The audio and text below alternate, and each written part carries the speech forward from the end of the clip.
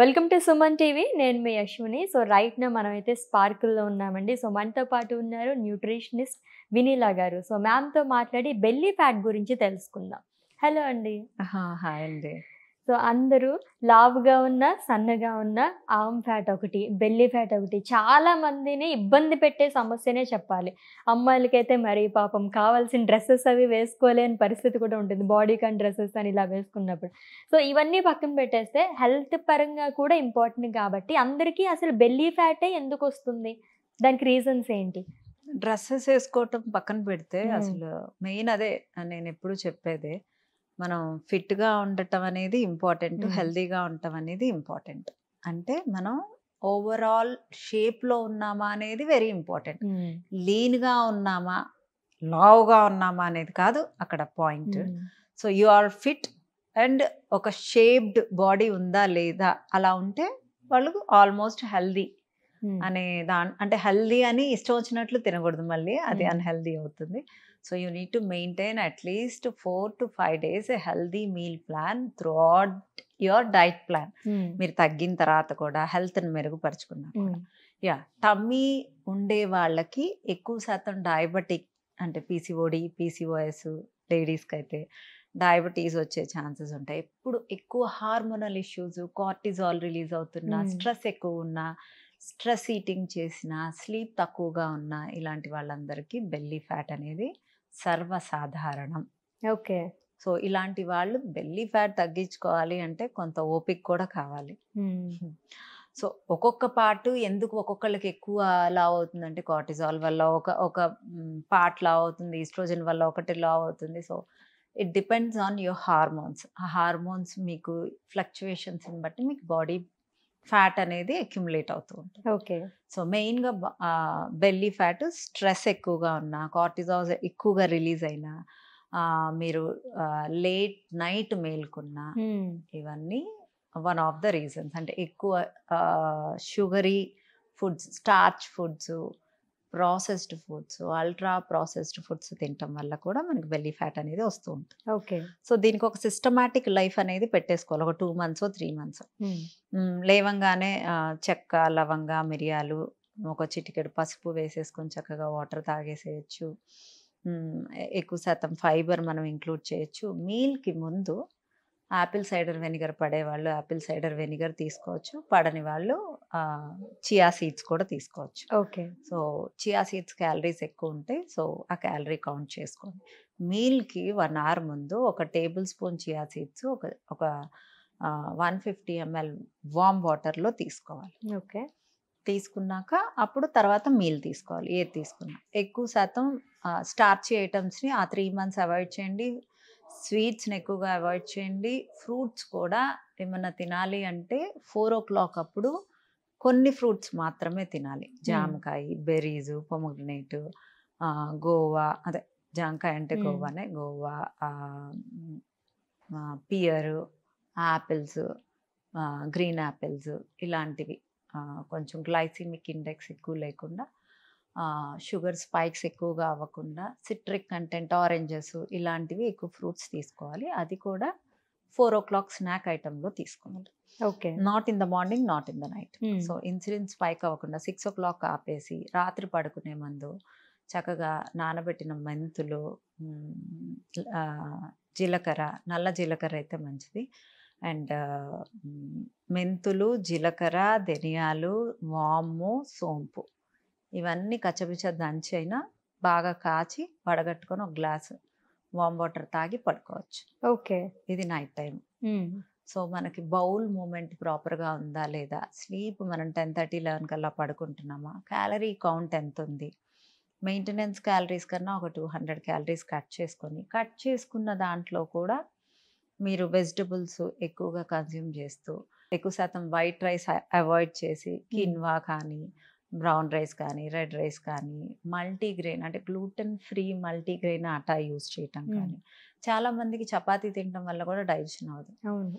So, అలా మనం ఏది పడుతుంది అనేది చెక్ చేసుకుంటూ, క్యాలరీ కౌంట్‌లో ప్రోటీన్ ఎక్కువగా పెట్టుకుంటూ, అన్ని విటమిన్స్ ఉన్నాయా, మినరల్స్ ఉన్నాయా అనేది చెక్ చేసుకుంటూ, మీకు తగ్గ ఫుడ్డు, మీ బాడీలో ఇన్‌ఫ్లమేషన్ మీద కూడా వర్క్ చేసుకుంటూ, మీరు బెల్లీ ఫ్యాట్ మీద వర్క్ చేసుకుంటూ తగ్గచ్చు. అంటే ఓకే. క్యాలరీ డెఫిసిట్ లేకుండా బెల్లీ ఫ్యాట్ కూడా తగ్గదు. Okay. So, body inflammations and infection కూడా బెల్లీ ఫ్యాట్ వల్లే వస్తుందంటారా? మనకి almost belly fat gut issues వల్ల, కార్టిజాల్ వల్ల, అంటే కార్టిజాల్ హార్మోన్ వల్ల, స్ట్రెస్ వల్ల, లేట్ నైట్ ఈటింగ్ వల్ల, వీటిలన్నిటి వల్ల వస్తుంది. లేట్ నైట్ ఈటింగ్ చేసినా కూడా మనకు గట్ ఇష్యూస్ వస్తాయి. అవును. ఇన్ఫ్లమేషన్ పెరిగిపోతుంది. సో మీ టమ్మీ పార్ట్ అంత ఎలివేటెడ్‌గా ఉండటం కరెక్టా? Is it normal? I'm asking you. కాదు కదా! కాదు. సో అంత ఎలివేటెడ్‌గా ఉన్నప్పుడు డెఫినెట్‌గా మీకు కొలెస్ట్రాల్ పెరగటము, మీ మీ హెల్త్ ఇష్యూస్ రావటము, బీపీ, షుగర్‌లు, మీకు అన్నిటికి, అంటే ఇంకా హార్ట్ డిసీజెస్‌కి దారి తీయటము ఇవన్నీ జరుగుతుంది. So belly okay. ఫ్యాట్ అనేది ఉండకపోవటమే మంచిది. ఓకే. సో, పర్మనెంట్‌గా అంటే మీరు ఒక 3 మంత్స్ గనుక మనం ఇలా తీసుకుంటూ ఉంటే పర్వాలేదు మినిమమ్ అని. 3 ఇంచెస్, 4 ఇంచెస్. నా దగ్గర అయితే 3, 4 ఇంచెస్ తగ్గుతుంది 3 మంత్స్‌లో. ఓకే. సో, పర్మనెంట్‌గా తగ్గాలి అంటే గనుక మన లైఫ్ స్టైల్ మోడిఫికేషన్స్ ఏం చేసుకోవాలంటారు? పర్మనెంట్‌గా తగ్గాలి అంటే మీ బాడీకి కావాల్సిన న్యూట్రియంట్స్ అన్నిటి మీద వర్క్ చేసుకుంటూ, ఎక్సర్సైజ్ చేసుకుంటూ, అందరూ ఎక్సర్సైజ్ చేస్తే తగ్గిపోతారు అని అనుకుంటారు. ఎక్సర్సైజ్ చేయటం వల్ల బాడీ ఫిట్‌గా మజిల్ బిల్డ్ అవుతుంది తప్పితే వెయిట్ తగ్గరు. Note this point. ఫిట్‌గా ఉండటము ఇంపార్టెంటే, మజిల్ గెయిన్ అవ్వటము ఇంపార్టెంటే. Muscle gain ఎప్పుడవుతుంది?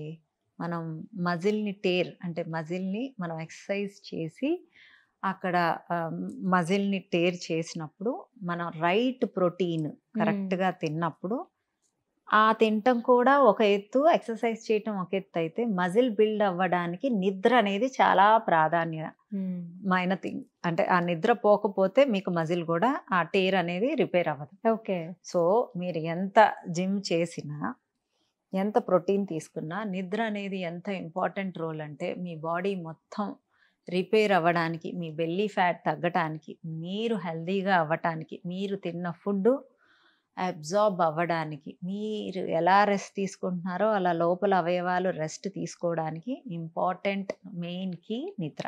అవును. సో, ఇప్పట్లో చాలా మంది ఏంటంటే 4-5 అవర్స్ స్లీప్‌కే చాలా కష్టమైపోతుంది అందరికి. 8 అవర్స్ స్లీప్ అనుకున్నాం అసలు. అసలు మనం షార్ట్ లైఫ్‌లో ఉన్నాము. మనం ఎంజాయ్ చేసేయాలి. మనం ఎంజాయ్ చేయాలన్నా మన హెల్త్ బాగుండాలి. మనం ఫిట్‌గా ఉండాలి. మనం కాన్ఫిడెంట్‌గా ఉండాలి. ఏముందిలే నాకు లుక్స్ మీద అంత ఇంట్రెస్ట్ లేదంటే, అందంగా ఉండటం కూడా అదొక పాజిటివ్ ఆరా. ఫిట్‌గా ఉండటం కూడా అదొక పాజిటివ్ ఆరా. హెల్తీగా ఉండటం కూడా అదొక పాజిటివ్ ఆరా.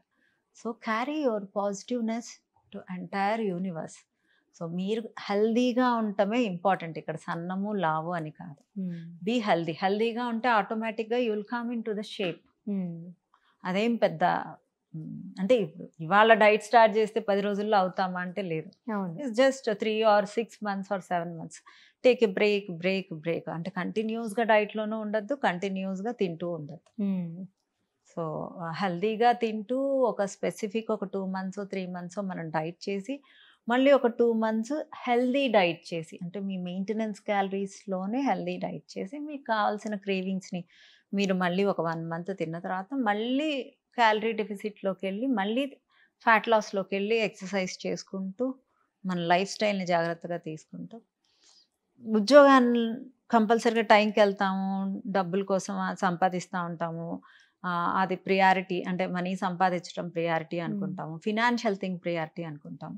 అదే ఫినాన్షియల్ సేవింగ్స్ మీకు హెల్త్ బాగాలేకపోతే మొత్తం హాస్పిటల్కే కడతాం. సో నౌడేస్ అంతా మెడికేషన్స్ మీద బతుకుతున్నారు. అంటే తగ్గటం కూడా మెడికేషన్, డ్రగ్స్తోనే అయిపోతుంది.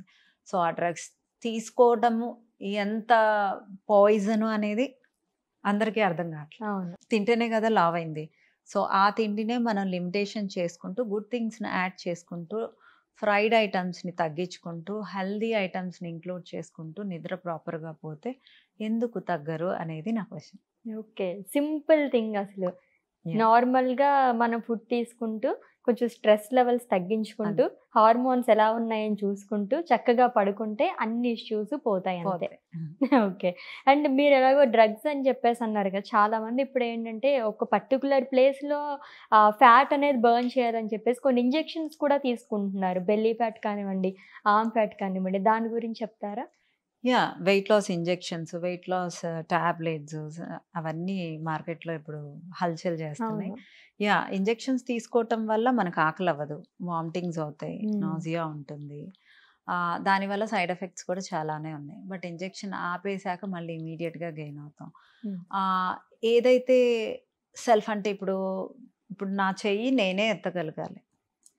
ఇప్పుడు నా చెయ్యిని నేను ఎత్తకుండా దాన్ని ప్యారలైజ్ చేసి ఒక మెషిన్ ద్వారా పైకెత్తి దించి, పైకెత్తి దించి, పోనీ ఇక్కడే ప్యారలైజ్ చేసి అక్కడే ఉంచేసాననుకో, హ్మ్. అది దానంతట అది ఎత్తటం అనేది అంటే మూమెంట్ అనేది డిస్టర్బ్ అయిపోతుంది. హ్మ్.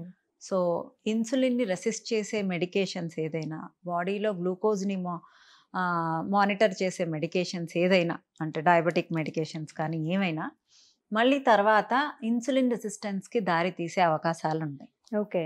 సో, ఏదైనా న్యాచురల్‌గా తగ్గటమే ఇంపార్టెంట్. అంటే ఓకే. మన కిచెన్‌లో ఫుడ్‌తో తగ్గటమే గుడ్ థింగ్. యెస్. ట్రూ. చాలా బాగా చెప్పారు.